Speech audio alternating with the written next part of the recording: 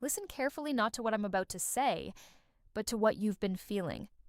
That quiet confusion, that moment when you stared at your phone, saw, delivered, no reply again, and you told yourself, maybe she's busy, maybe I'm overthinking, maybe if I'm just a little more patient. But deep down, something didn't sit right, because you did everything right. You were respectful, consistent, available, emotionally present. You didn't disappear, you didn't play games, you didn't manipulate, and still, she drifted. Still, she chose someone who barely tried. Still, you were left wondering what invisible rule you missed. And here's the uncomfortable truth most men never hear. It wasn't because you weren't good enough. It's because you were operating without the full picture. Men who follow rules without understanding power will always lose to men who understand psychology. Not because they're better, but because they're aware. And if this feels personal, good. It means you're exactly who this is for. There's a specific type of man watching this. He notices patterns. He remembers details. He thinks before he speaks. He gives more than he takes. He believes consistency equals security. And security equals attraction. That logic makes sense. On paper. In real life, it quietly destroys desire. Not immediately. Slowly, silently. While you're still trying. While you're still hoping.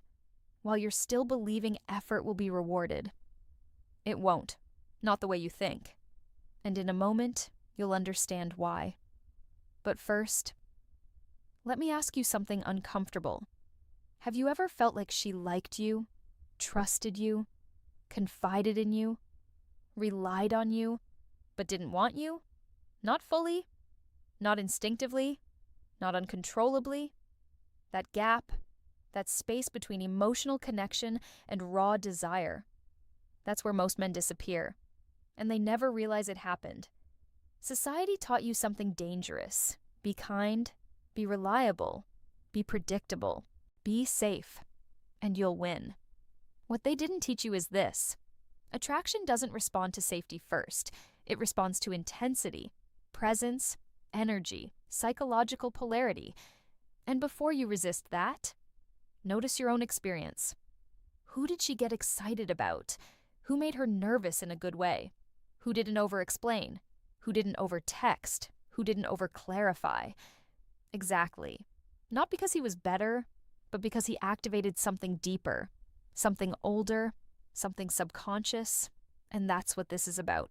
Not manipulation, not pretending, not acting like someone you're not. It's about understanding what you've been triggering without realizing it. Let's begin with the first fracture. Need number 1. She wants to be devoured, not admired. Most men admire. They compliment, they praise, they observe from a respectful distance. They speak about her like she's art in a museum, beautiful, untouchable, protected. And they think that's love. It's not. It's emotional safety. Without erotic danger. It's affection. Without hunger. It's friendship, dressed as romance. When you look at her like she's fragile, her nervous system relaxes. And when it relaxes too much, desire fades. Because desire needs tension, not comfort. Notice something. The men she craves don't worship her. They experience her. They don't hide their attraction. They don't apologize for wanting her. Their eyes linger. Their voice slows. Their presence says, I see you, and I'm not afraid of what I feel. That's power, not desperation. Neediness says, please choose me. Desire says, I know my value. And she feels that difference instantly, even when she can't explain it. Men who suppress desire become emotionally safe. Men who express desire become psychologically magnetic. But here's the twist. It's not about touching more. It's about wanting without begging. Presence without pleading. Intensity without insecurity. And if that confused you, good. That confusion is the doorway. Now, need number 2. Be unpredictable or be forgotten.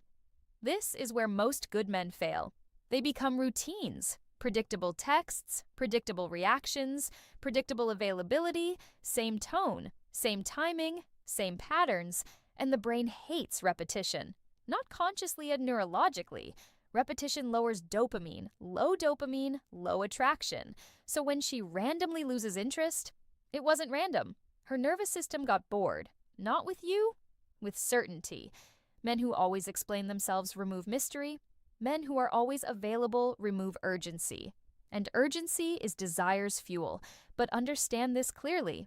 Unpredictability isn't manipulation. It's having a life. It's having focus. It's having internal gravity. Some days you're warm. Some days you're absorbed. Some days you're playful. Some days you're grounded. Not because you're acting, but because you're centered. And that signals strength.